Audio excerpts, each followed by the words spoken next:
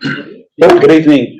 Thank you all for coming. It's almost winter tomorrow, but it's not winter yet, and it's really nice to have people in the room. I know there's more people online than there are here in the room with us, but it's really nice to look out and see faces, because this is a conversation, and it works more naturally when we have people in the room as well as online.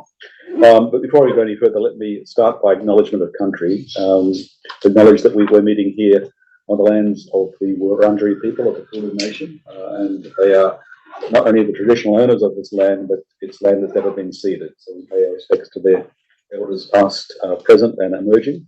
And saying it much better than I can say it, I'll just run this brief, very beautiful video and do some introductions to our speakers.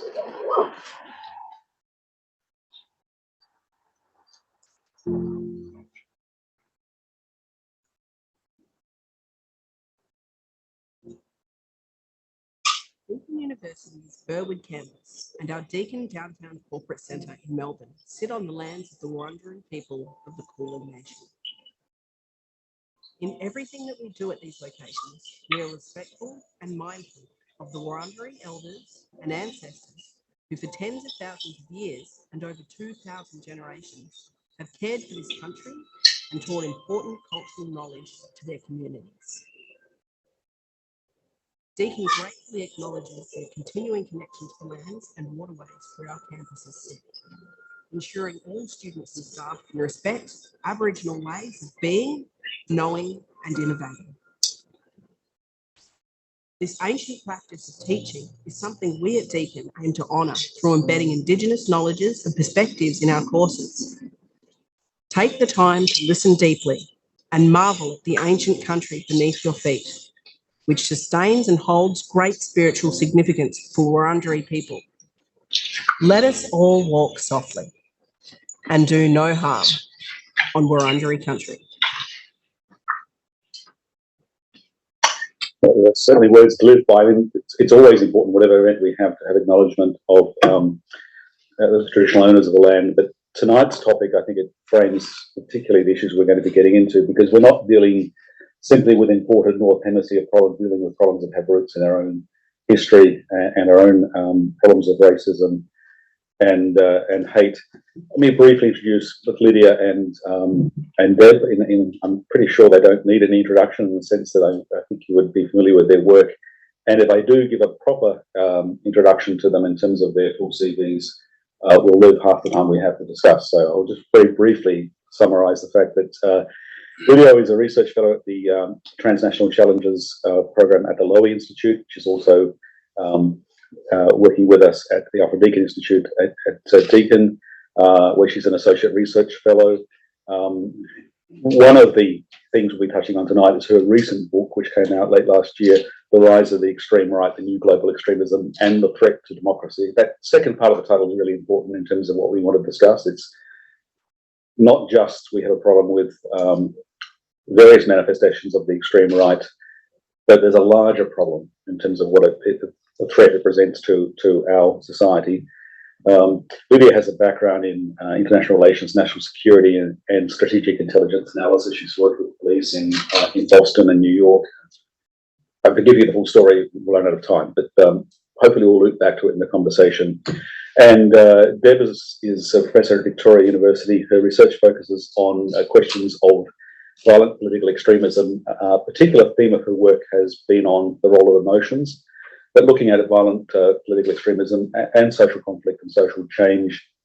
And she works extensively with policing and community and government stakeholders, with difficult space to be in between different stakeholders, but really important work, because a lot of the work she's been done has been on how we respond to understanding violent extremism and how we develop frontline practitioner tools, how we recognise risk, and so she provides training in that space to people in policing, education and community stakeholders, with an aim towards early intervention and trying to prevent problems, but we'll unpack that as we go forward.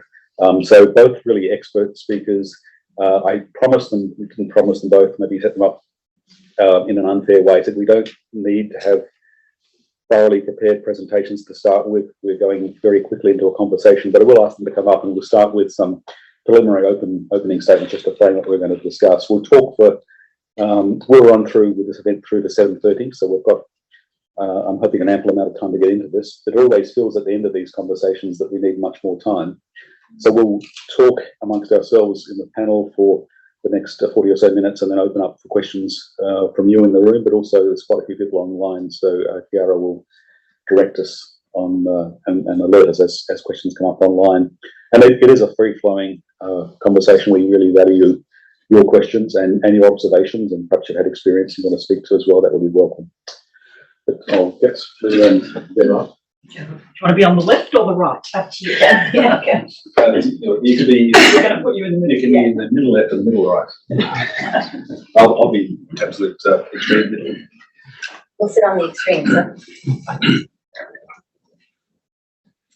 And we can start with Lydia or with Deb, but I'll ask you to start because we're going to speak about your book, and that's not all we're talking about, but it's important to have what we're talking about. Can you use the mic, Greg? Yeah, sorry. Sure. Yeah. Well, thanks, Greg, for the introduction, and it's really a pleasure to be on the panel with you and with Deb as well, whose work I know I've relied on both to do this work, but also to inform a lot of my understanding on these issues. So it's really great to be with you both. I have to admit I wasn't really prepared for some opening remarks, but I'm happy to give them. And I think maybe I might start a little bit about why I felt like I had wanted to write this piece of work, and why I thought it was important, and how I came to focus on these issues. You know, as Greg said, I've kind of had a foot in, you know, the policy world and the research world and in the media space and industry as well. So it's kind of given me a bit of a broader perspective to take a look and examine these issues. But I first kind of came into studying issues around extremism post 9/11. It was when I had first started my career. The September 11th attacks happened when I was, and this is showing my age, but it was when I was about to graduate university. And I knew then and there, as a person studying international relations, that that was something that was going to completely change the global trajectory and the trajectory of the United States, where I was living and studying its allies in our societies. And so my study into terrorism and extremism and political science really stemmed from that space, you know, looking at issues around the Middle East. Given my background, I'm a person from the Middle East. I'm a minority that from a minority community in the Middle East that had been targeted by extremists in the Middle East. And so I had a perspective both of being the targeted minority of some of these movements, but also being so-called part of the, you know, that global war on US-led global war on terrorism that was driving a lot of these issues. So it's kind of this strange dual paradoxical perspective. And then as the global war on terror kind of waned, we started to pay more attention to what was happening internally within our own democracies, both how the global war on terror affected the growth or the resurgence of the extreme right and the far right globally, as well as other developments. But also, and that's not to say that these issues were absent or they just emerged after that. They were always there and they were always ongoing, but we started to pay more attention to them. They began to be a little bit more acute. And as they developed, I noticed a lot of parallels between what was happening, what had happened in the lead up to the emergence of Al-Qaeda and Islamic State in the Middle East, and what was happening in our own democratic societies here. So it was things like rise of disinformation, grasping of conspiracy theories, growing inequality, distrust in institutions and government, all of those same factors that had arisen in different international contexts, and we thought we were immune to as democratic societies because for some reason we felt like, you know, we were more robust, we were more representative, all of these things actually wasn't the case. And so I wanted to explore it from that lens. What were the structural factors that had led to this global rise? And then a few of the things that I examined and I pointed to were things, you know, outside perhaps of what we tend to look at in the counterterrorism and counter-extremism space, where we tend to focus either on group or personal interventions. I wanted to take a look at bigger structural factors, socio-political factors that were being involved. And a lot of it, you know, I'd identified as being due to, you know, the rise in global inequality, the 1% and the 99%.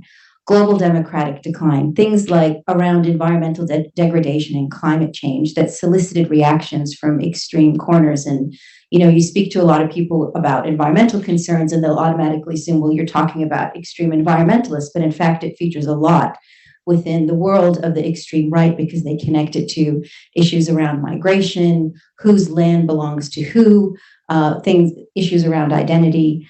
And then obviously the role that technology plays in all of this. Technology played a big factor, I think, in the rise of global jihadist organizations. And Greg, you're someone who's looked at those groups really closely.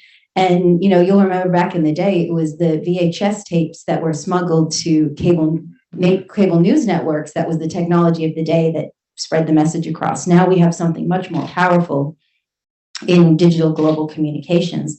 And so I wanted to examine the rise of that. But I suppose the central thesis in what I was trying to examine is that the rise of the far right and extremism within the far right is a different order threat to multicultural, pluralistic societies like Australia, like the US and in Europe, because it's something that is from within our societies, where with the extreme jihadist threat, at least in the context of our societies, of course it had an impact, but it was always going to be fringe. It was always going to be marginal. It was not going to have, even if there was an uptick of attacks, for example, it did not have the same structural rooting that some of the far right ideas and movements and histories that they in context that they can refer back to. And because so much of what is both what is discussed and the ideology of the far right and the way that they operate in terms of picking up on contentious societal, cultural, and political issues, and using the democratic process in our open societies to push forward that particular agenda, I wanted to make the point that the threats that we need to be paying attention to exceed so much more than just the violent attacks or interpersonal. As terrible as they are and as much damage as they do, they're actually quite broader than that. So maybe I'll leave it at that, and we can. That's brilliant, sir. Thank you. Yeah, that's brilliant. Thank you very much, Lydia. That's a nice summary of Lydia's book, but we'll dig into it, unpack it. Maybe we might start in a minute with some definitions, because that is often an area where we get confused. But over to you, Deb. Yeah. So my first comment is that I absolutely 100% agree with everything that Lydia's just said. So I guess to frame where I come to the issues from is my interest has always been really in why and how people can perform acts of violence. So I was very much in the terrorism space around people actually committing acts of violence. And my original research was for my PhD, spoke with the IRA and people who had been in the jihadist movements about how emotions were shaping how they moved through the world and their decisions to turn to violence. So that's kind of where I come from, is like engaging with people who do these things and trying to understand them. And I guess one of the big learnings for me as part of my research is that we often see these movements in very negative lights. They're angry, they're hateful, they're this and they're that, and they are all those things at times. But they're also places where people get their needs fulfilled. So these people are getting something from being in extreme movements. And so I guess that's the way I approach most of my research these days, is to try and understand what are people getting from these movements? Because for me, understanding what they get out of them is key to moving them away from them. It's not going to be enough to lecture to them. It's not going to be enough to point out the flaws in their ideological thinking. We actually need to make them feel differently about their position in the world and how they negotiate through hard times and difficulties, and that without turning to extremism as an answer. So that's just, I guess, my brain dump on where I come from. But I guess I moved into looking at the far right as a phenomena when I was working with Michelle out at Victoria University, and we were looking with our colleagues there at these protests that started to happen around 2015 in Bendigo, and they just sort of seemed to have a traction. It wasn't just a a protest that went away. It just seemed to have attraction there, and so we kind of wanted to understand a little bit more about that. So we started to attend the rallies, started to, mine social media data and tried to understand what the far right was. And of course, the first thing we came to the conclusion of is that there's multiple far rights that are all taking place, that this is actually not an homogenous movement, and that people will identify with particular arguments within the far right, and the far right makes space. The extreme right makes space for all these people to have their view or interpretation of the ideology. And so we did, what we thought was a fairly, nice but relatively obscure report, and that we handed that up a couple of months before the Christchurch terror attack. And so all of a sudden that obscure report became a central piece of information about the far right in Australia and how they were operating. And at the time, with my colleague Mario Puerca, we were about to publish a book, an edited book on the far right, and we kind of had this existential crisis where we're like, should we even publish this, given the trauma that the Muslim community is going through at the moment? And we decided we wanted to actually be part of a debate that needed to happen. So that led to some work with Macquarie, where we looked more at other online spaces like, Gab and places like that. And I think in relation to Lydia's book, and what I really like about Lydia's book is that I was in Gab one day. It's a terrible place. You don't need to go there. But I was sitting in there, and this photo came up, and I kept returning to this photo, and it had for me great significance. It was like an aha moment, it was a photo of a couple of guys doing a Nazi salute, and in the background was Parliament House in Canberra. And the caption on this photo was about the race traitors in Parliament House. And for me, the real significance of that photo was, and the real learning we had to take from that, was that the far right is not how it's often perceived to be, as a conservative movement. The far right is a radical movement. It is not seeking to return to a idealised past. It is seeking to radically overturn the democratic system. And so for me, for somebody whose career, I guess, has been really focused on the pointy bit of turning to violence, I came to the same conclusion that Lydia did, through a different route, that this actually a different problem.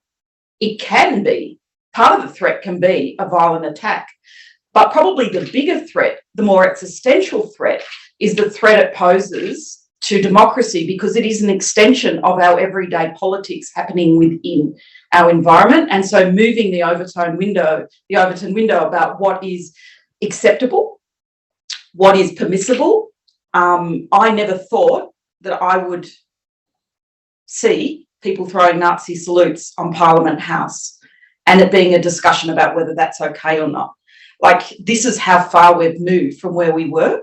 And so I think these movements can happen without us seeing them. They can just be these sort of gradual pushing of change. And this is actually the tactic of the extreme right in Australia at the moment, is to move us to a place where what was once unacceptable because of democratic principles is now normal.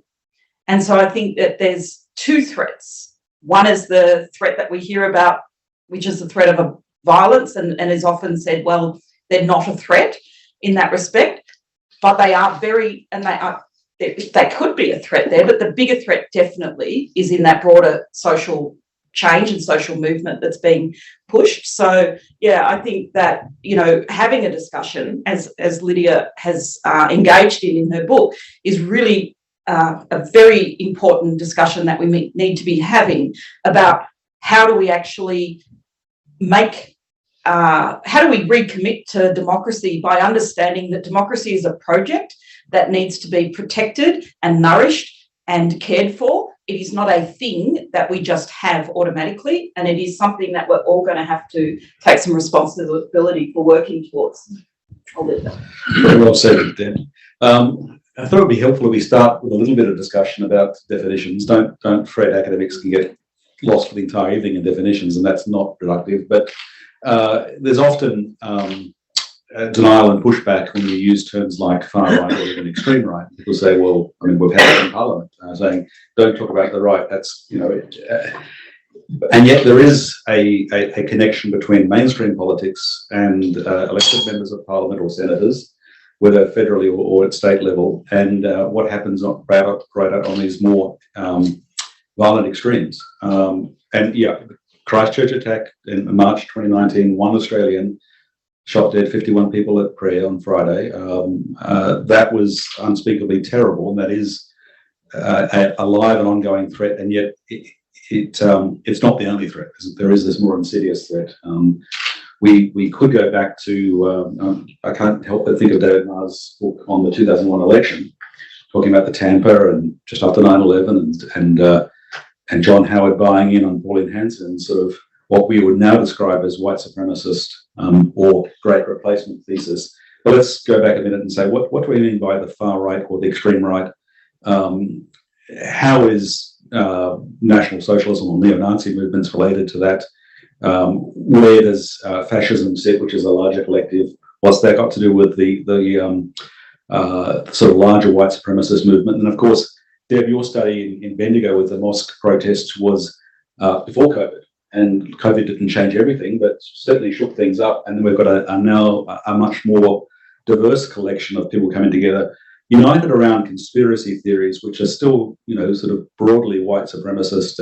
QAnon has that element in it. It picks up an old anti-Semitic conspiracy theory, but it takes on a new form and brings together a strange set of fellow travellers. So, you know, what language should we use to talk about this, and how do we make the argument that this is not something that is remote and disconnected from mainstream politics, that has direct, at least lines of resonance or opportunistic grandstanding, you know, back in the political centre?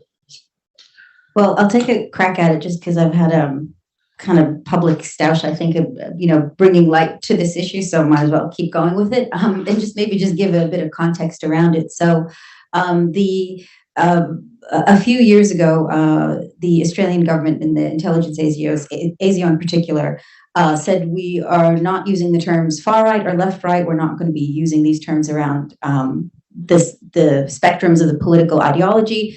Instead, we're breaking down our terminology in categories into religiously motivated violence and ideologically motivated violence. Now, Australia was not the only government to do this. They followed Canada. Canada had done that first. In fact, Canada added a third category, which is politically motivated violence. And other allies like the United States, for example, also don't use the term right-wing extremism or far-right violence. They use various other categories that are more specific. And I just thought that was very problematic for a number of reasons, particularly with those two terms, religiously motivated and ideologically motivated. One, conceptually, doesn't make any sense, and they're not helpful because there is not a separation really between religiously motivated and ideology, even when we talk about the jihadist space. I mean, Salafi jihadism is a socio-political project that incorporates religion. If we take a look at National Socialism or white supremacism, that also incorporates religious beliefs and ideologies into it. And so by bifurcating those two things, I thought it didn't make sense conceptually and incredibly unhelpful, I think, even just for the practical analysis and programmatic application of government agencies. And so that's why I thought that those were not good terms. On top of that, I think there was a politicization of the term or the movement against using right-wing extremism. And we've seen evidence of that in some of within the Liberal National Party in Australia, some of the other, what could be termed far-right parties like One Nation, objecting to the term right-wing extremism, saying that you're basically tarring the conservative side of politics as extremists. But as Deb clearly outlined, these are not conservative actors. They are not liberal in the sense that we understand the traditional term of that. They're actually quite different to that. And so in the kind of the definition that I outlined, I tried to make clear the distinction between mainstream right-wing political actors and more extremist groups. but understand kind of the connecting thread between them is the far right and the populist far right, perhaps, right? There is that spectrum, as Deb said. There's also a spectrum in the beliefs, which is something that Deb alluded to earlier. And so how do we wrap our heads around that? You know, how do we understand all of these different actors fitting under one category? And I turned to the work of a scholar, Elizabeth Carter, who actually did a review of how the term is used and tried to, you know, come up with a definition based on its various usage in research scholarship. And she came up, I think, with a very elegant definition, which I refer to. And it's contested and it's not perfect, but I think it's a very good definition that we can use to help us understand the movements that we talk about that would fit underneath right-wing extremism, which are groups or individuals that promote an anti-democratic opposition to equality. And so I think if we use her very concise and useful definition to try to apply it to various movements, we can understand how, while these movements might have distinct beliefs, certainly a QAnon believer is different to a white supremacist, you know, or someone who's encaptured by the Great Replacement theory is different to a sovereign citizen. They share that broader label of anti-democratic opposition to equality. Yeah, it's a really, I think it's getting to myself on. It's a really helpful way of framing it, because it also speaks to the immediate damage being done, because we live in one of the most diverse societies on the planet, which is a very good thing. We sometimes struggle with how to talk about it, but I think in general multiculturalism is a success story in Australia, but it's by no means a complete project that's all finished and we've, you know, got rid of all problems of discrimination and achieved equality. First of all, with respect to First Nations Australians, the big issue, but then Islamophobia continues to be an ongoing problem. We have a problem with hate speech and incitement of hatred, and we have a problem that gets picked up. I referred to the 2001 election, but it gets looped back into mainstream political discourse with moral panics and demonising of people arriving by boat seeking asylum, or whatever category you want to frame. And that's a more insidious problem, because we can't live in the way we need to live unless we respect and affirm each other and treat each other with dignity and kindness. And at bottom, the threat we're dealing with is one that wants to fight back against plural society and put people, if not out of the country, in boxes where they won't speak up. Yeah, it's good to start with the definitions, just an easy one that we can talk about. But I like to, you know, that reference I made to that picture I saw with the guys doing a Nazi salute with Parliament House in the background. It didn't say Labor are race traitors. It said everybody in Parliament was a race traitor, and that includes Pauline Hanson. From their perspective, is a race traitor. Maybe a useful one for them at times, but still a race traitor. So I think the anti-democratic component is key to understanding the extreme right. In academia, there's different ways you can slice and dice this. Often it's about the permissibility of violence, but there can be people who have opinions that maybe I don't agree with, but that are in the spectrum of being okay. This is more than just disliking other groups or being uncomfortable with them or even preferring them to stay out of sight. This is actually seeing other groups as an existential threat to your very existence. And that is a much more problematic issue when we're talking about these groups. So yes, I've been with Liberal ministers where I have pointed out that, you know, this is not, like, if you think that these definitions encompass you, then that's actually a real sign you need to look in the mirror, because, you know, if you're participating in Parliament, you are not an extremist. You might have opinions that I fundamentally disagree with, but this is further than that. And so I think from the extreme right's perspective, they can use the language of conservatism. They can adopt it because it's useful. They can use certain politicians and adopt their points of views because it's useful. But sitting behind that is a much more nefarious project. And I think we should keep sight of that and not try and hide behind language of conservatism, because I don't think there's any conservative in Parliament that's arguing that Parliament should be overthrown and replaced with an authoritarian regime. So for me, the far right, it's anti-egalitarian. It just does not accept that people are fundamentally equal. It's authoritarian. It believes that power should be concentrated in the hands of an elite, usually white men, and it's nativist. So it believes that the rights of settler populations or long existing settler populations or native born people should be protected against a threat of immigration that's coming in, which is why sometimes we see the far right adopting the Aboriginal flag, because that actually fits within their narrative. They can say, it's a very paternalistic understanding, but they can say, we're protecting your land from these marauding outsiders.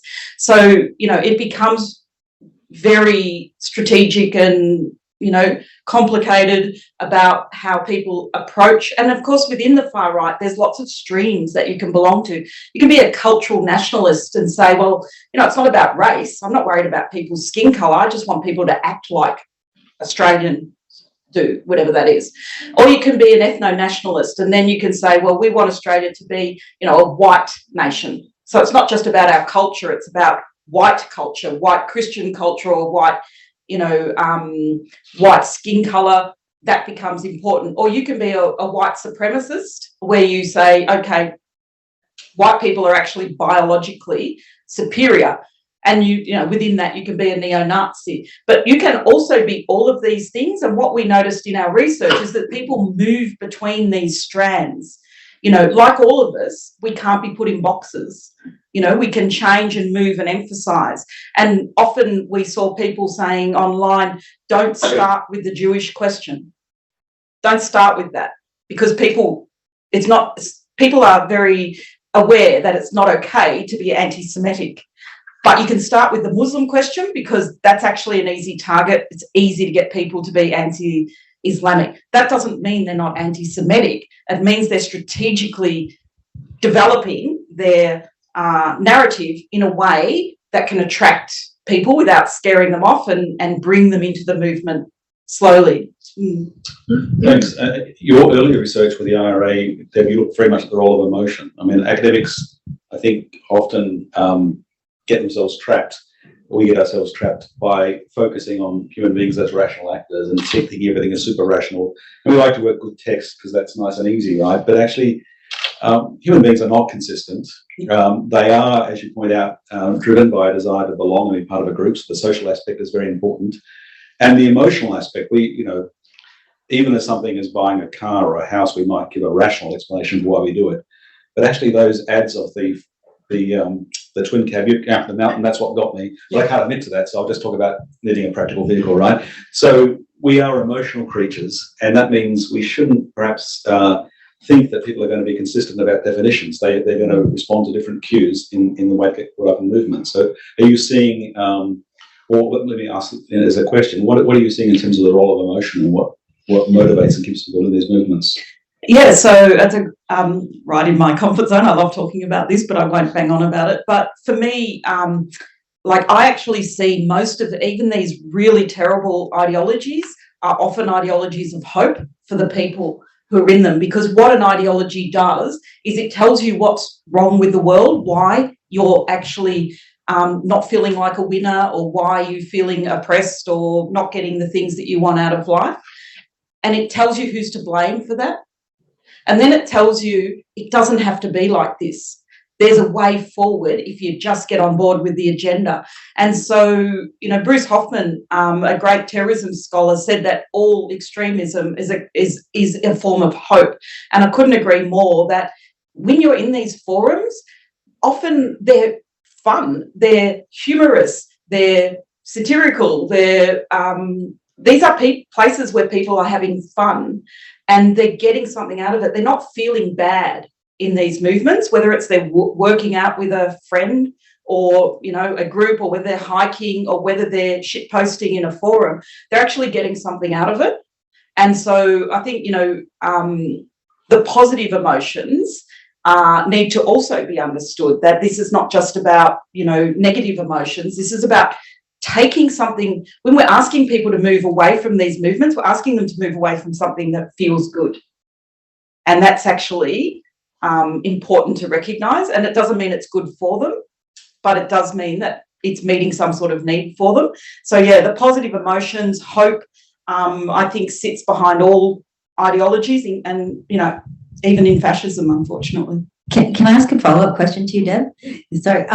So I think that's spot on, and like that level of altruism, I think that drives involvement in those movements, and hope as well has been underlooked, I think, especially in the, you know, in the more broader discussions of this. But in your research on emotion, have you been finding more presentations of like nihilism?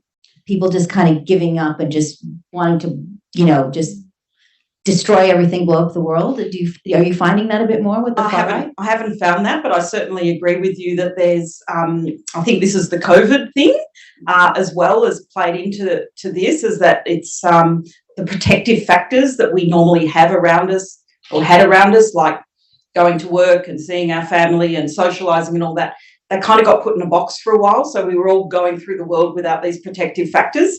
And, you know, in lieu of those, for some people, they had to look somewhere else for the sort of, you know, way of coping with the existential anxiety of what was happening around us. But yeah, it's yeah, I mean, now I'm thinking about as nihilism and emotion.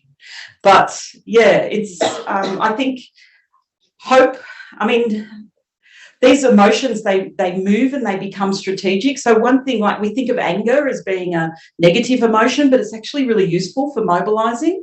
And I remember even back in the day speaking with people with the IRA, a guy said to me, yeah, well, you know, being pissed off with a purpose is better than just being pissed off.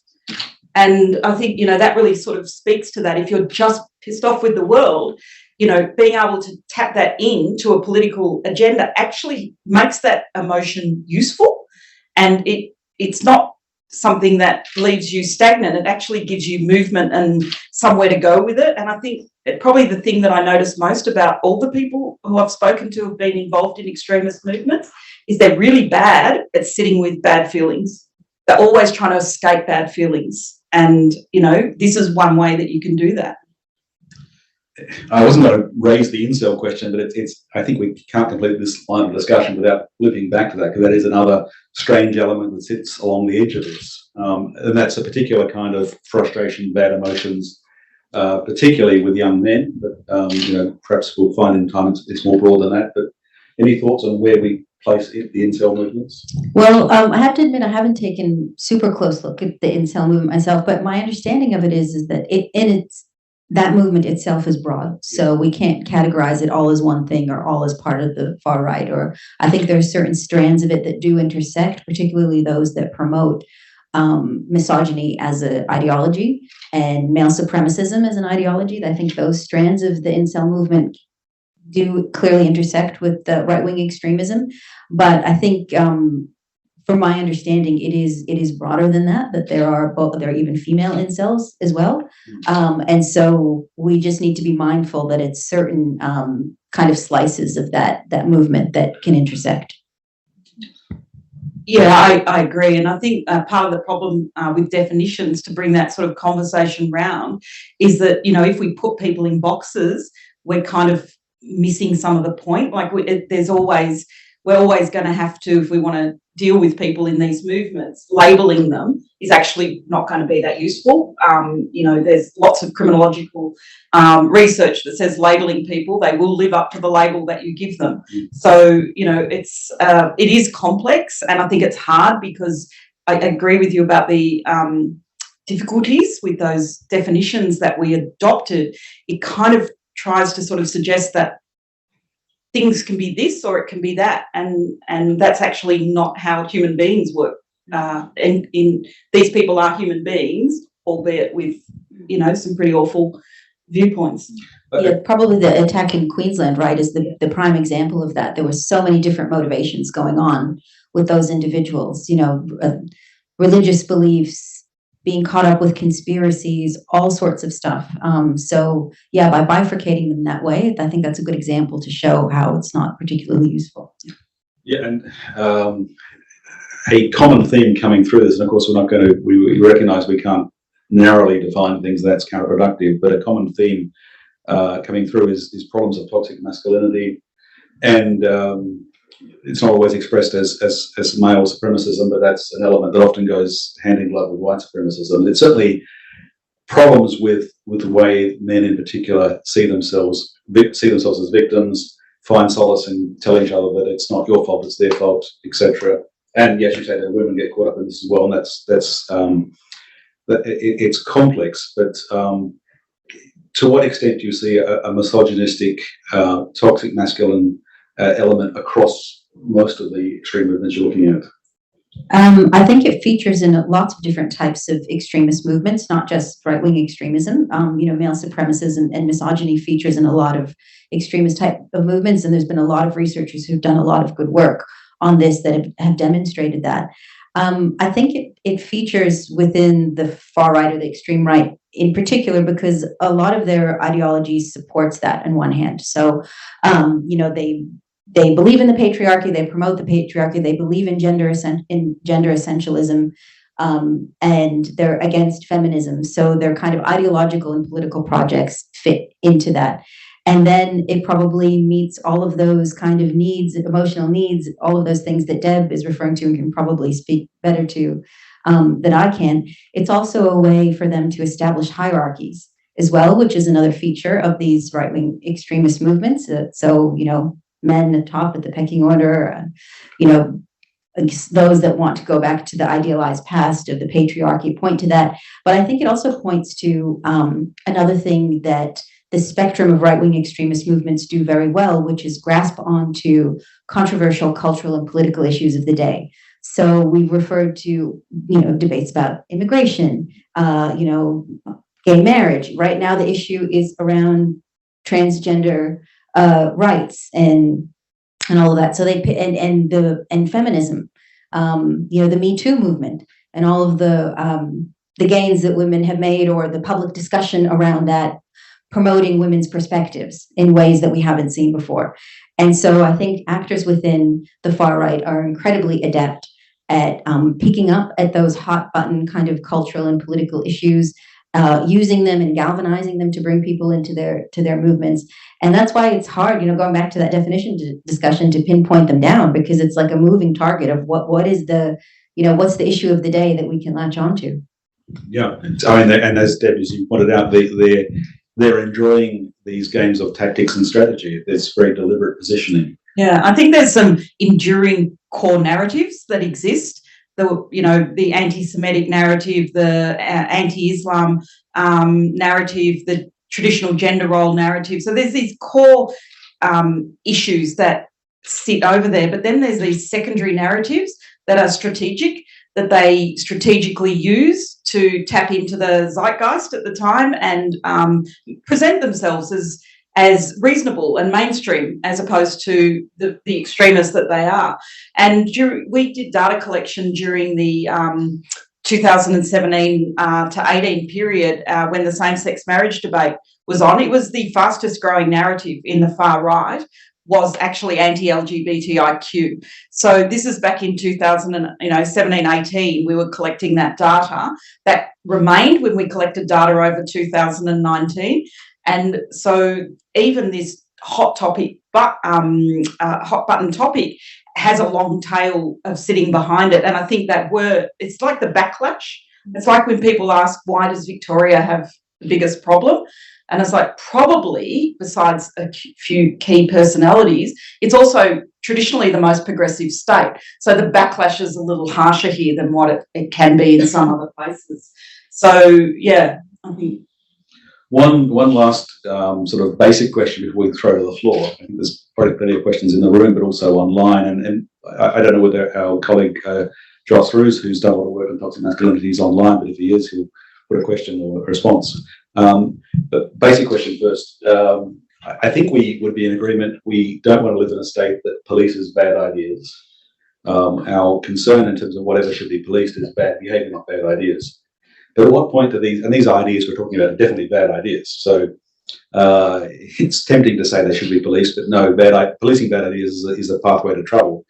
what is the behavioural aspect of this? So, I mean, clearly, if it's violence, then as well that's terrorism. It's clear cut. But we're talking about a lot of behaviour well short of that, and yet it's problematic. What is the nature of that behavioural problem, and what should we be doing in response to it? Yeah, I'd always like to think of the fact that we need to have a bunch of filters in place, and that people will get through each filter, and the last filter is prosecution, and we'll try and stop as many people getting down to the point where they're either committing violence to the point where we have to disrupt plots and prosecute, or God forbid an attack happens. So how do we actually put lots of layers in to filter people out so that there's less people down here? And so at the very broad sense, I think we just have to be better at talking about why democracy is important. We need to be better at teaching why democracy is a good form of government.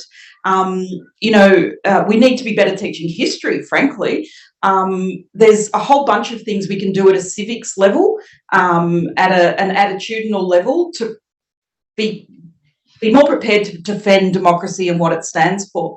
But then some people will still go through that filter. So we also need a filter where we can do early intervention, and where we can actually identify those people who are showing signs that they may be embracing the permissibility of violence. And then we need to put wraparound services, like we need to be able to identify them, which is not always easy. And then we also need to put in wraparound services as early as possible to try and move these people away from these movements before they get too embedded in them. But there will be people that even go beyond that, and then you're really in the realm of policing. And so all we can really do is make sure that police have a good understanding of the problems and what it looks like, and so they can identify it in order to investigate and potentially disrupt and prosecute. But I think we there's no way we need a whole of government, whole society sort of approach to this, and a commitment really to, often I think that we are very lazy at protecting our democracy. We trash it. And I'm sorry to say, but what happens when we have shenanigans going on in Canberra about, that are really not consistent with what we consider good democratic practice? This is actually harmful to democracy and is part of what allows these movements to actually get traction and grow. So I think, we can't just say, it's a problem there that we have to deal with. We all have to sort of come at it and take responsibility for that and reflect on, what our role is in actually responding. Definitely agree. Policing bad ideas is not a good idea. It's, road to totalitarianism, right? And so it's the opposite of what we want in an open democracy. I think Deb gave some really excellent suggestions and analysis of how we can go about it, targeting or understanding individual kind of level things. But I think with this is that we have to understand that within democracies, we have to tolerate that lawful but awful space. We're just going to have to stomach it, and we're going to have to do all of the things that Deb suggested in order to strengthen our society, in order to deal with that in a way that doesn't lead to broader harms. And I think the sweet spot is this agonism that we talk about in the democratic space. So agonism, talk to political philosophers and theorists, and, that's a key part of democracy. So maintaining that level of agonism, disagreement on certain ideas or even values within a pluralistic democracy, but without veering toward antagonism. And then clearly defining what we mean by antagonism in our society, having the conversation around that. I think what drives some people, not everybody, but some people to these more extreme movements is that they don't feel like they can participate. They don't have the space to put forward these ideas or their beliefs. And so they veer off into that antagonistic space. And so, while Deb put forward some really great suggestions, I would say to couple that too with putting some focus not just on individuals, but also on our institutions. We need to shore up and protect our institutions at the institutional level, whether that be parliaments, elections, education, the interference of special interest in our politics. All of those things that we think are kind of at the broader end of it actually are what will really impact the more pointy end of these things. I think a clear way that we can make the distinctions between the agonism versus the antagonism is to really take a look at when things cross over into vilification and to strengthen our vilification laws. Because I think that that can give us clear guidelines, at least in the legal sense, right? Where we can clearly say as a society, no, that has veered off into not just you spouting a controversial or unpopular opinion, but rather you're committing something that's harmful and illegal in our society. So, building more robustness around those legal frameworks, paying more attention to the institutions rather than us as individuals. I think, our society's become so individualized, so atomized, even in our thinking about solutions, we're constantly putting the onus on the individual or the group, right? Where it should be about our structures, our institutions, our organizations, and how we can come together to build those up so they can have the foundation for us and for our democracy. I'm very tempted to keep on asking questions, but I'm going to stop. When you said, what was the word? I forget the phrasing now. Awful but illegal, but awful but lawful. Awful but lawful. Yeah, it's another T-shirt slogan, along with what was your slogan about angry with a purpose, or pissed off. Yeah, it feels better to be pissed off with a purpose. Okay, there's two T-shirts there. Anyway, when you said awful but lawful, I could see Michelle about to explode. Not because she was in vehement disagreement, but because she's got a question. So. Thank you very much, and thank you both. Let me pass you a microphone first, Oh. Michelle, since we're recording. And we'll pass it on to others. Thanks very much, Greg, and thanks to Lydia and to Deb and to you, Greg, for a riveting and provocative discussion. Look, my starting point for this question was going to be, Greg, when you said, look, we shouldn't be about policing bad ideas. It should be about behavior.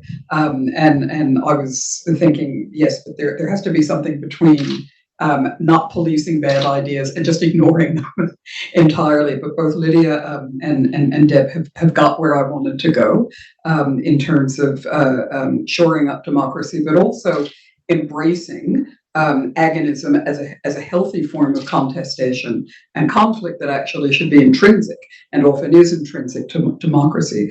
But my question is, agonism at the social level, at the theoretical level, great. But in the end, it has to translate into policy. So my question really for both of you is, by the time you get a translation, somebody wins and somebody loses in policy terms. Policies themselves reflect values. They reflect norms. And they stake out a position that says, for better or worse, this matters and this doesn't matter so much. This is normative and this is not normative. So my question to both of you is, where do you see the points that you've been making around not policing bad ideas, but still making interventions in the space of normative values and the flow-on effects of that for social organization, political organization, social structure, and so forth? Where does this meet? Where does the rubber hit the road in policy terms? I would just say, Michelle, that I 100% agree with you that there sometimes you just have to say this isn't okay. And, I've thought about this a lot in relation to the banning of the SWAT sticker and the discussion around the banning of the Nazi salute. I've gone flat. Oh, no, here I am. More agonism. Yeah.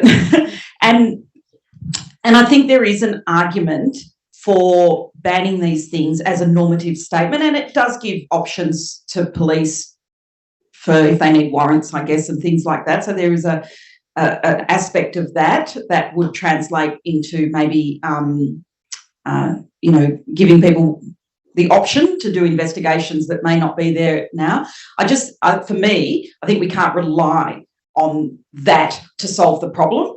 And I think we'd probably be in furious agreement about that. So there's a line in the sand of like, I don't think it's acceptable to take a noose down to Parliament House and say we're going to hang politicians. I don't think it's acceptable to do a Sieg Heil because it is a form of cultural violence.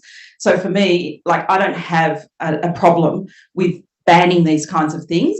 I do have a problem with thinking that will solve the issue, because I think this is a much larger project that we need to engage in, which is it might start with making a stance around what's normative, but yeah, I'm probably not as good to speak to the policy. I might pass that to Lydia, who would be much more of an expert in that area. The bus, I just threw you under it. Yeah, thanks, Deb. Thanks, Michelle. Easy question as always. I think for me to, put it into a soundbite, it comes down to kind of two things, right? When we talk about it, violence and vilification. So when things cross over into violence or threats of violence, then that's a space that needs to be more regulated. Or vilification, right? When you're actively vilifying something based on some protected characteristics that we've decided as a society and as a legal framework, then that's where things cross over. But I think that normative idea, it's constantly shifting, and we shouldn't expect it to be static. It's going to shift with the composition of our pluralistic society. It's going to shift with time. It's going to shift with technology. And so we have to be prepared for that shift. I mean, I think a good example of this is really around the gay marriage debate, right? And there were different viewpoints on that, and there were harms done in the agonistic debate around that. You speak to people within the LGBTQI community, and they said, that was a harmful period for us. We were harmed in that it was distressing. People had spoke about all sorts of things and have been surveyed around how that public debate around that harmed them, in a sense that people were debating their inherent value, right? And that clearly happened. At the same time, we needed to have that debate in society in order to get where we are. And that harm was a terrible byproduct of that, but maybe it is, and maybe this is unpopular to say, but maybe it was a necessary part of it. We have to, in order to get to positions where we have consensus, there inevitably will be harms and strife that in order to come to that position. So to me, that was a good example of that type of agonism that at the same time can be harmful, that we want to mitigate, but maybe there's certain things we just can't in order to reach where we are. I think we're around the same, around the same issue with trans rights right now. These are big kind of societal, political issues that we're deciding on in a society. The norms are shifting on these issues. And I think if we tolerate that as best as we can, and as difficult as it is, while doing our best to protect the humanity of those involved, and that's no easy task, and it's not one policy solution, but it's more of an outlook or a philosophy, perhaps, as a pluralistic democratic society to approach these difficult things. Because I think if we don't do it, it drives polarization even further.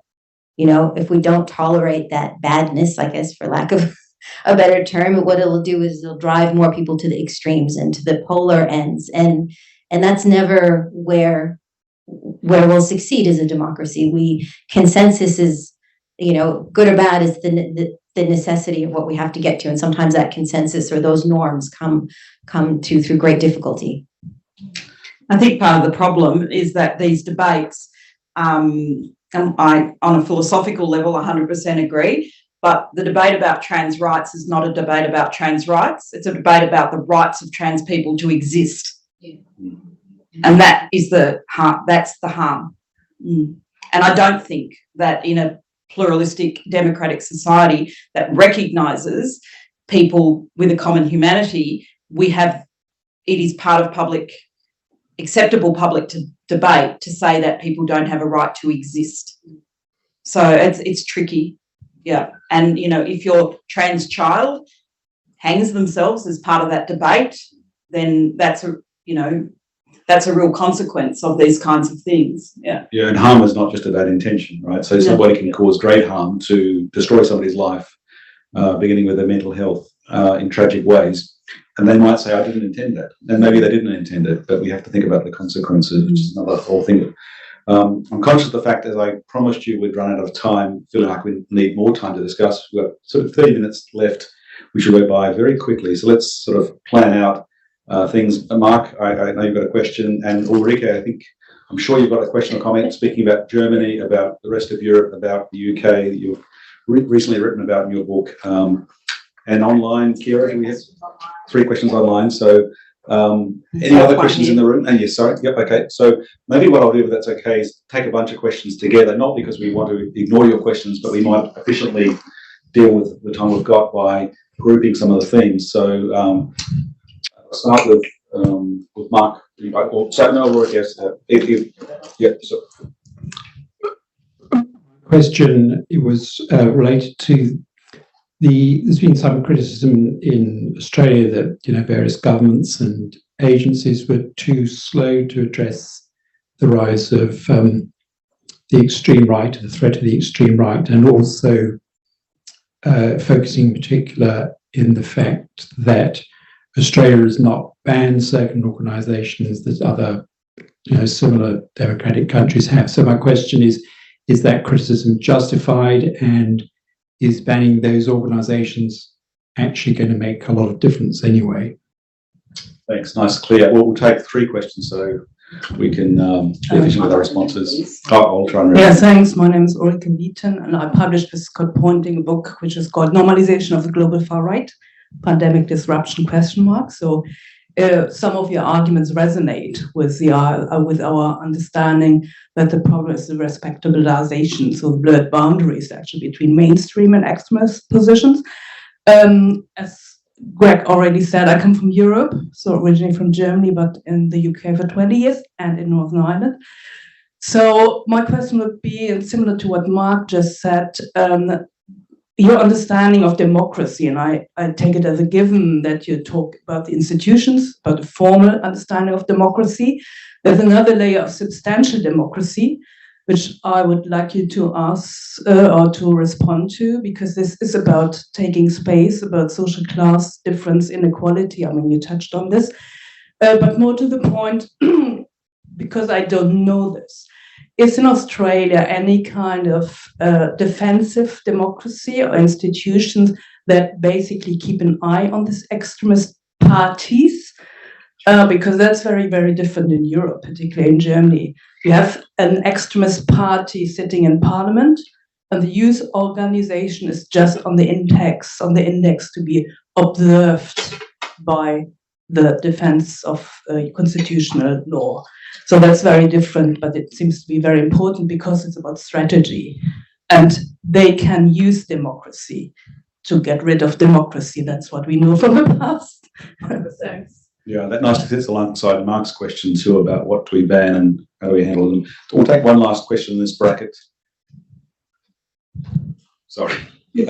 I'm just wondering, has there been any research done? Because we talk about democracy, we don't talk about the equality or inequality in Australian society. Is there any research done of the educational levels of these people and their employability? Because in the West, we tend to put people into goodies and baddies a lot. And we don't really, even now it's fantastic what you're doing, because we don't really care about a lot of things, the middle class, etc., until it affects us too much. And yes, that's saying thank you. Yeah, no, really good point. And perhaps we'll take this last 4th question, group this bracket, and then we'll go to the online ones.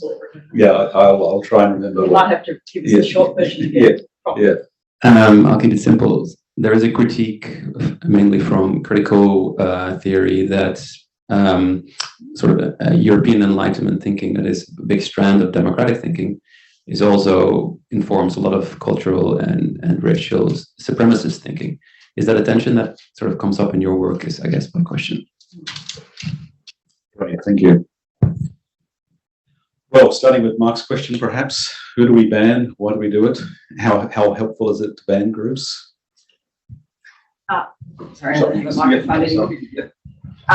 I would probably, don't want to be boring, but I would say, yep, there's some arguments for doing that, but it won't solve the problems. I remember when we started watching the Bendigo Mosque protests, And where we are now, we've seen the same groups of people, the same little social groups or mates or whatever, have been in 5 or 6 iterations of various named groups at the moment. So I think that groups, banning groups, it's kind of works on one level because that's how our understanding of terrorism sits. But the far right or the extreme right in Australia doesn't necessarily work that way. It's a much more inspirational space where people go knowing that they will be celebrated for committing an act of violence. So they will become a saint in that online space. And so you don't have to be connected to a group to be immortal and celebrated for your act. And I think it's not hierarchical necessarily in the same way that groups like ISIS or Al-Qaeda have been, where you can get a fatwa or you can get a group, you've got a propaganda arm telling everybody what it's all about, which I think is why we also see very idiosyncratic versions of ideology within the extreme right, is because people can pop up. They're not controlled by a media organisation necessarily telling them how they think. So it's more of an online, not an online, but partly online, but partly offline, inspirational space where groups or grouplets pop up, they disappear and they emerge as something else. And so it's kind of whack-a-mole-ish in that way. But yet when there is a group like Combat 18 or something like that that has historic roots and a brand and all that, it could be useful to ban those sorts of groups that have that sort of international traction. I mean, I won't add too much to that because I think Deb nails it, is that it can be useful, but it's not the be all and for all of those reasons. But just a couple of anecdotes maybe to illustrate that. So one of the right-wing extremist groups that we're looking at right now is the National Socialist Network in Australia. And I've done kind of a couple of like workshop training courses with folks. And one of the exercises that I do is I present them with a bit of evidence about that group. And then I ask them the question, should we prescribe it, right? And it's been very interesting to me. And these are, people who are looking to enter into government. It's been very interesting to me to almost uniformly they say no, it shouldn't be. And this is kind of the preeminent group, for lack of a better word, I think, in Australia right now, in terms of the right-wing extremist space. And if that's the answer, right, then it seems like, well, they won't be prescribed anytime soon. And it's also to illustrate the fact that these groups are very careful about not crossing the line that will get them prescribed. They're very clever at that. So they constantly say, we're not promoting violence, we're not doing this, we're not doing that. They're always skirting around the edges and doing so very cleverly and strategically. The risk is always, though, of individuals who are involved in these groups, but then their lack of action, for lack of a better word, will allow those individuals to go off on their own cock and do something, right? So that's, again, where prescription has its limitations. Another interesting case around that prescription question and the far right is the Proud Boys. I don't know if you'll remember, the Canadian government prescribed them as an organization quite early on. And when that decision came down, I was really surprised. I said, oh, okay, that's really, ahead. They hadn't conducted any type of attack, but then we saw their involvement in the January 6th insurrection and all of those things. So it's a tricky question. It's like sometimes you can get way ahead on the prescription level, and sometimes it's so far behind. And I guess I just add that to Deb's assessment that it's a part of the solution, but not the whole solution. And when it comes to the sort of really sharp end, when we have something like the Christchurch terror attack, typically it's lone actor attack, and typically they're not acting in the name on the far right, not acting in the name of any one group. So Al-Qaeda, Islamic State, it's difficult and complex, but people want to be acknowledged by those groups, and there is a kind of hierarchical engagement. But Christchurch, now he's called a saint online, terrible thing. But that was very deliberate. That's what's driving these people. So there was no group there to ban because he wasn't acting in anyone's name.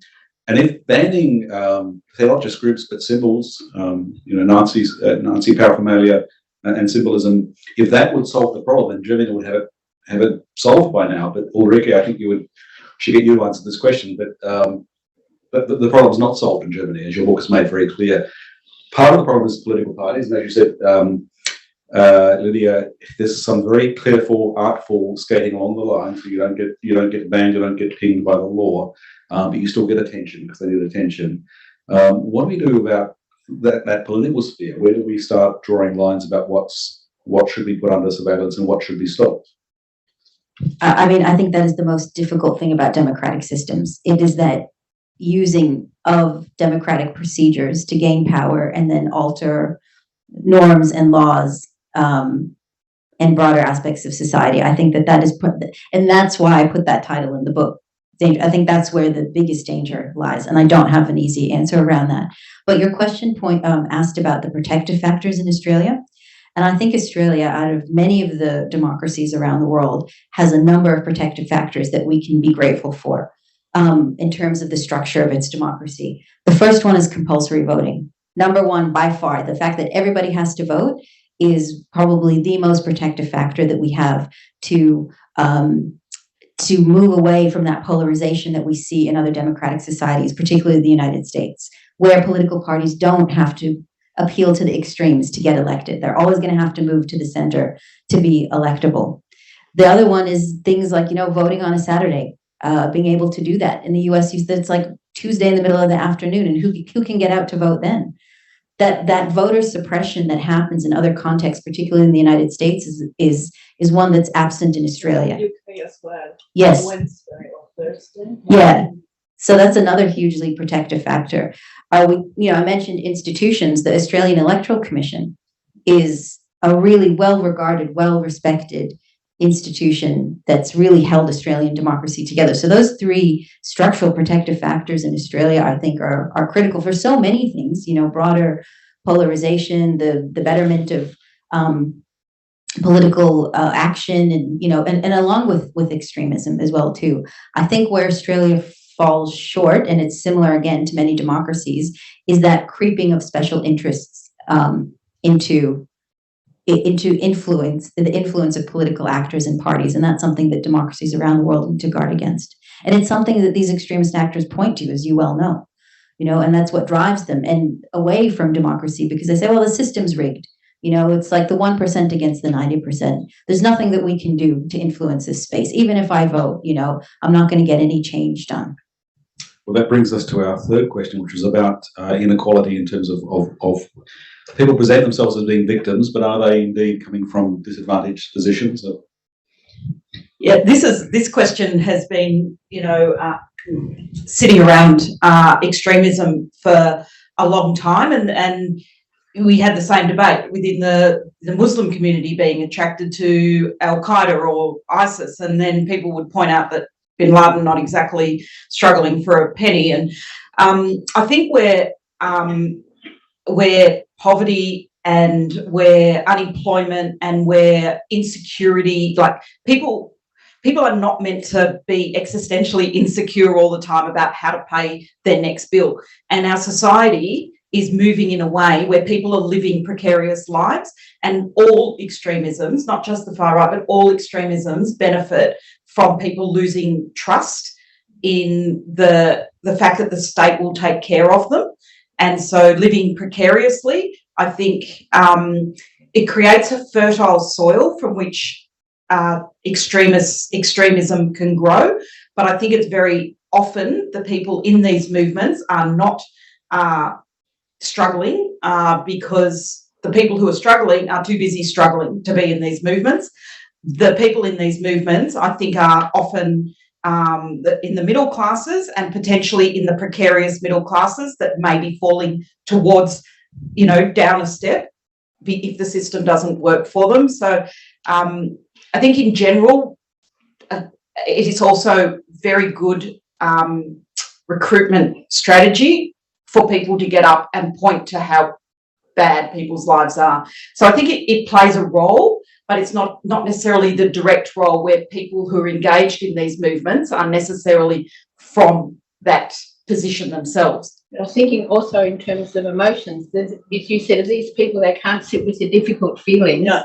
That's terrible. I came from a middle-class family, parents, good enough parenting, you co-regulate with them. Yep. And you learn. I mean, these people are not equipped to deal with their emotions either. I'm not excusing it. You know what I mean? It's never an excuse.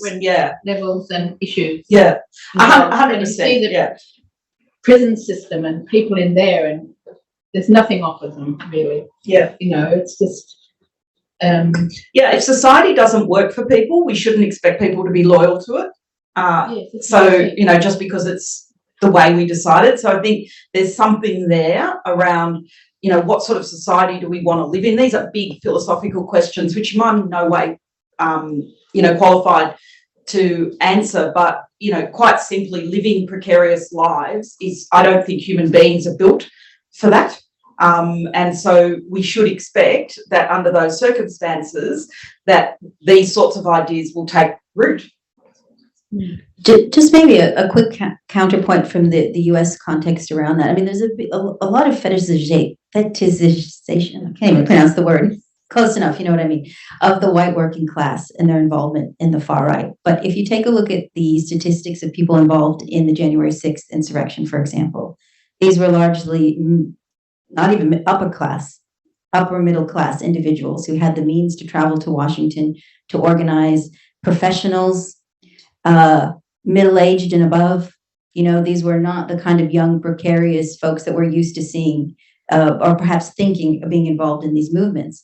So I think along with these issues around belonging and community and all of that stuff, one of the things that may drive some people is the precarity, not of their economic situation per se, but the precarity of their perceived sense of status. Yeah. So what they think their status should be versus what it is or how they perceive it to be shifting. Yes. Good point. Sorry, did we miss a question? Yeah, question 4. That's your question too. No, it's a really tough question. So it's got your name on it. I can't remember it, but I remember thinking there's no way I can answer this, but I'd love to have a conversation about it.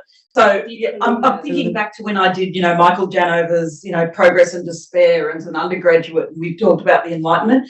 To be honest, I'm just not an expert on that train of thought, but I guess I would just say that, we've had some slogans for T-shirts, and I think you came up with another one before around using democracy against itself. I remember when we were analysing Al-Qaeda as using the tools of modernity against modernity, and the far right are using, democracy to kill democracy itself. And so I think there's something broadly in that related to potentially Enlightenment thinking, but I don't feel qualified to really unpick what that is. So please, I will be humble and say, please forgive me about that. Well, your question actually made me recall some readings that I've been doing for another project that I came across around this movement toward anti-modernity. That's actually a big strain of the far right. So I think you're correct to point out that, liberalism has, in some sense, led to these strains around supremacy and hierarchy and extremism. But there's some really interesting strain within the far right now that's anti-liberal, anti-modernity. You can take a look at Mark Sedgwick's book, Against the Modern World, or even a more modern one, The War for Eternity, which talks about the traditionalist movement and the interest of some elements of the far right about these movements, because they do see the modern world as completely broken. Forget about democracy versus autocracy, modernity itself. And so there's some really interesting segments and strains of the far right that are grasping on this anti-modernity philosophies of traditionalism. I'm going back to my bunker. But before I go back to my bunker, we've got 4 questions. Half of us are online. We need to hear these questions and perhaps loop back to Michelle at the end. So, Kiara, can you give us the questions that have come up in the online group? So they're a little bit long. I'll start with Rajesh, who has said, isn't it more appropriate to use value-neutral terms, for example, ideologically motivated and religiously motivated, instead of far-right or far-left extremism? For objective and social scientific analysis, this may be more effective for explaining all kinds of dangers to democracy, from far-right to extreme leftism, and every type of supremacist ideologies. Okay, and the others, we'll get them all together. So Justin, thank you, Lydia, Deborah and Greg. To what extent do you think the far right is shifting or challenging the meaning of traditional conservatism and dragging it into a more anti-democratic direction? Narelle. Do you think it's partly the transgressive quality of anti-democratic and fascist symbolism that's attractive, in particular to young people in a society where so much is tolerated these days? Last one is from Anonymous. Both ASIO and the AFP have both identified trends regarding the acceleration of the radicalisation of young people online throughout the COVID-19 pandemic and followed increased amounts of time spent online. From your own research, where do you see these trends regarding young people going moving forward? Excellent. Well, there's some we can sort of wrap together and come back to you if we can in the show. First question is your question. Easy to answer because we'll sort of answer it already. Yeah, I think we well covered it. Yeah. Okay, yeah. I would also just say that when I did politics, Terrorism 101, the first thing that I was made to do was take a speech of Bin Laden, cross out all the religious words to show us that it is a political ideology. So, you know, all terrorism is political. There is no way that you can talk about Al-Qaeda without talking about an ideology. And so I think, while I take the point that in some ways they're neutral, in the end, they're actually not neutral because they become code words for something else. So it obscures what we're really talking about.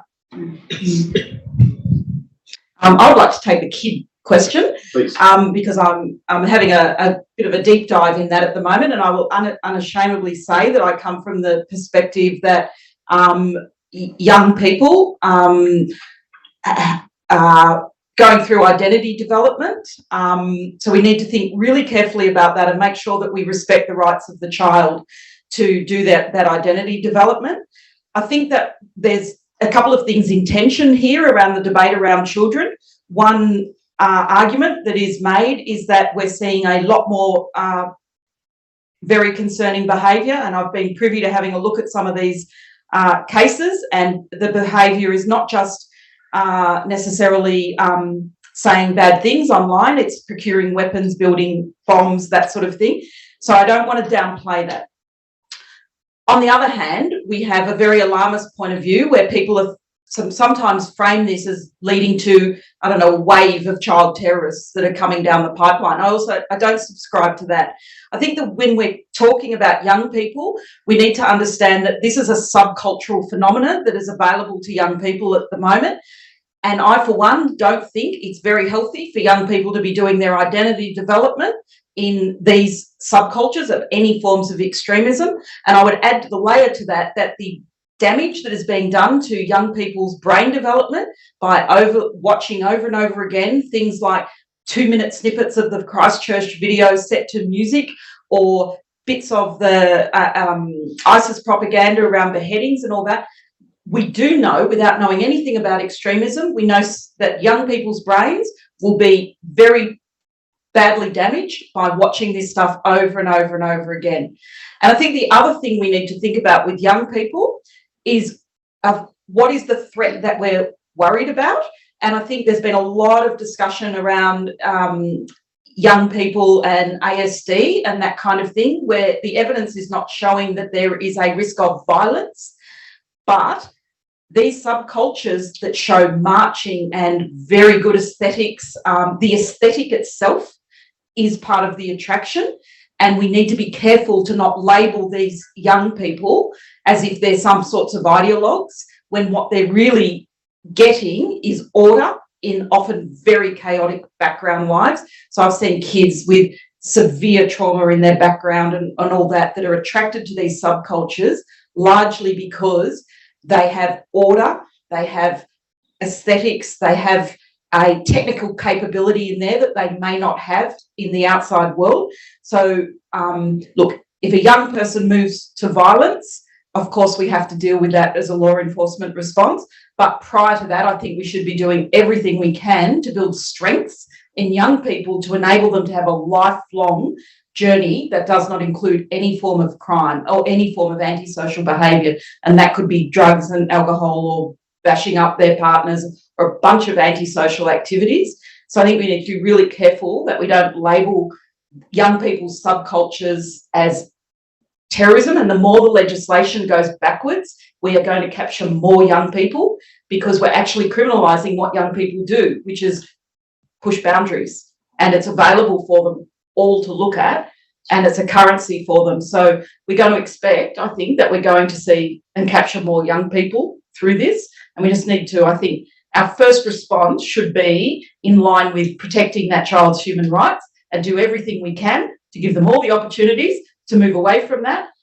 If they continue down that road, well, then that's a decision they make. But those young people won't be young forever. So getting them out of those spaces where they're doing their identity development is going to be an improvement for a bunch of their life chances, not just because they might pose a potential threat.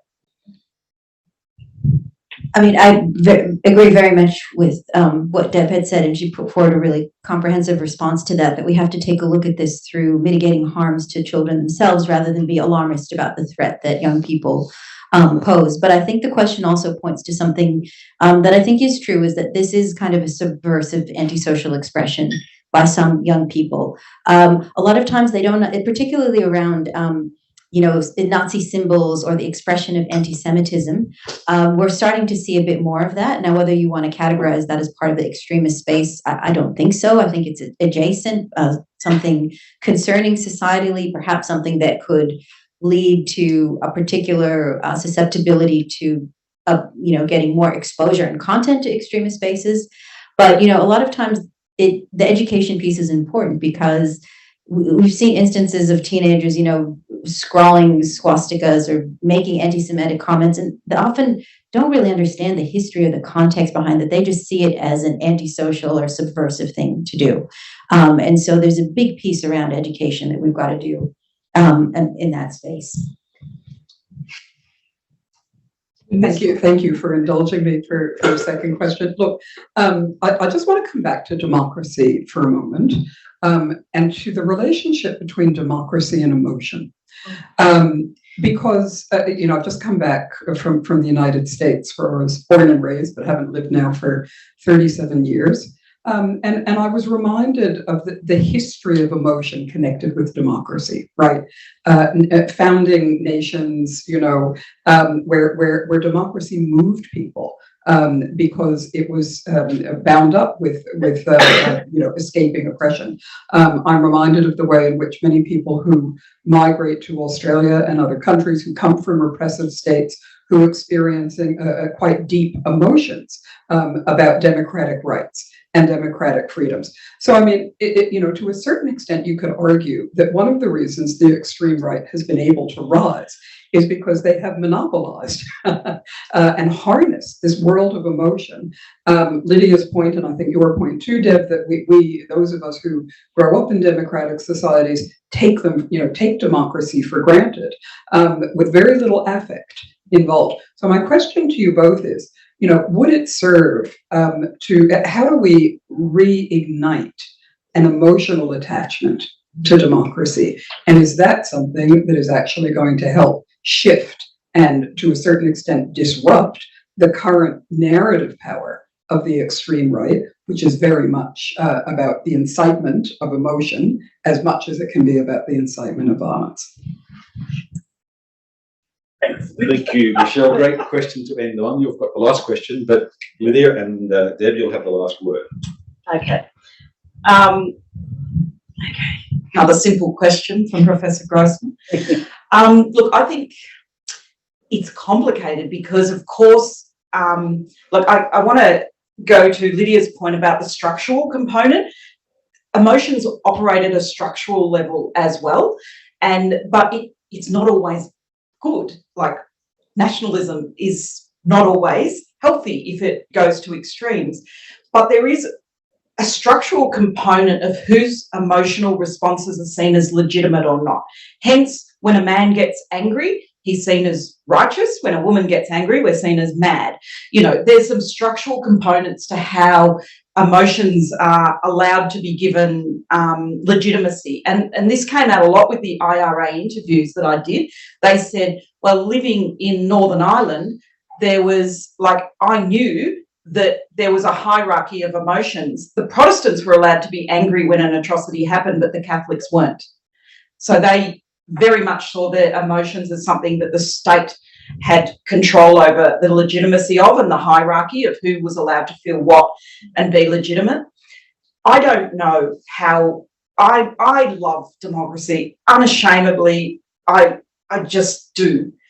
But apathy about that, I think that's really common. And I don't know how you reinvigorate that, but I think it starts with a sense of loyalty to democracy, and I separate that out from the state because, you know, I think it's hard to feel loyal to a government that you feel is not working in your best interest, but loyalty to democracy accepts that sometimes you don't get your way.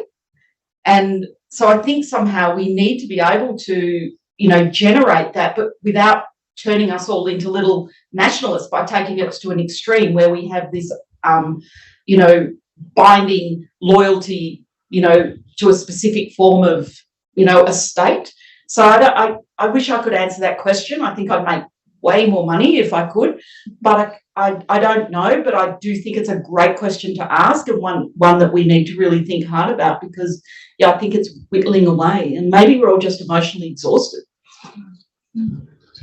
Yeah, I like that around the state giving legitimacy around which emotions are relevant and stuff. I think that's a really important point. You know, so I come from a country which was not a democracy, and so I am someone who will never take it for granted. And I'm living in a democracy right now in Australia that's a lot more stable than the democracy I grew up in the United States. So I won't take that for granted. So I'm not quite sure about emotions themselves, but I guess maybe the question we can ask is that are there emotions that we can harness to more protective action for democracy? And, you know, one of the things that I think about is, I don't know if apathy is an emotion, is it? I don't know, or if it's an Lack of feeling. I mean, you know, and you see this in Australia in particular, people constantly complain or distrust about their institutions or their politicians and stuff, but there's no motivation or action to do something yourself. There's a lot of kind of complaining and criticizing about that. So, okay, well, what will get you to harness to be the better elected representative, for example? So it's more, for me, a question around how do we engage and activate people more to allay that sense of apathy. And in a way, we can say apathy may be a good thing in that, you know, things are all right in a sense, but it can veer off, you know, very much into the bad. I mean, I think, honestly, one of the things that has reinvigorated people's appreciation for democracy and that lack of apathy, I think, is the geopolitical context. One, we saw what happened in the United States, you know, and we don't want to go there. Two, the geopolitical contest between China and the US and its allies, and seeing the ascendance in the broader international context of a different form of government, I think has galvanized people living in democracies to be less apathetic about it. We've seen that certainly in the Lowy polls. The number of people who've said that they prefer democracy, particularly young people who said that they prefer the form of democracy to any other form of government, has increased dramatically over the past few years.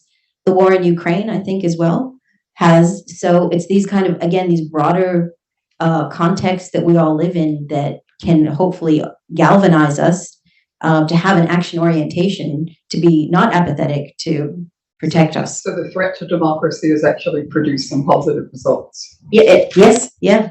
In a sense, not all positive though. But let's take the silver lining. Yeah. Yeah, and it's a great. I mean, it's been a brilliant discussion. I do wish we had more time, but it's a great note to finish on. We can.